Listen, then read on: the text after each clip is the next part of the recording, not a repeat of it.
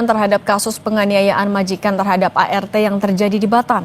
Sudah ada perwakilan pihak keluarga korban, Romo Krisantus Paskalis Saturnus. Romo, selamat petang.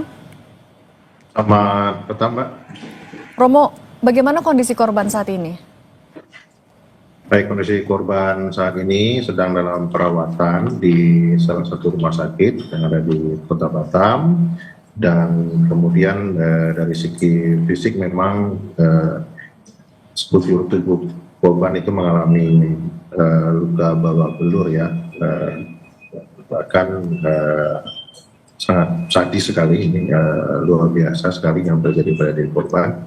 Dan dalam korban sendiri juga mengalami depresi berat, trauma berat, dan masih sering juga dalam beberapa jam misalnya ketika dirawat di rumah sakit, korban masih trigger misalnya peristiwa-peristiwa yang telah terjadi, dan kadang-kadang juga semacam ada teriakan-teriakan minta maaf, minta ampun, seperti itu yang masih sampai sekarang terjadi pada diri korban. Artinya masih dalam tahap pemulihan secara medis maupun secara psikis. Tapi penanganannya bagaimana secara fisik dan psikologis, pendampingannya seperti apa, Romo?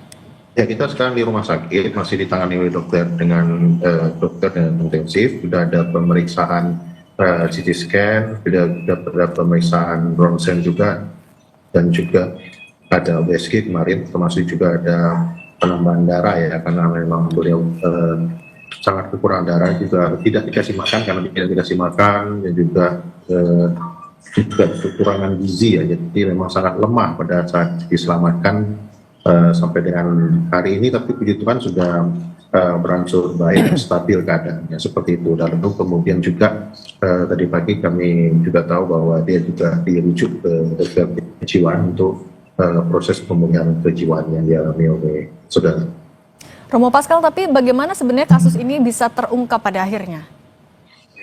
Jadi pada awalnya ceritanya ini ada tetangga sesama PRT ya, yang mengetahui ada terjadian kekerasan ini, kemudian mengupload ke Facebook peristiwa ini, dan kemudian postingan di Facebook itu yang kemudian sampai ke pihak keluarga. Keluarga kemudian memberitahu, keluarga dari Surabaya memberitahu kepada saudara yang ada di Batam, dan kemudian kami melakukan penjemputan kepada langsung ke rumah majikan ini untuk menyelamatkan korban, seperti itu. Jadi dari informasi melalui Facebook.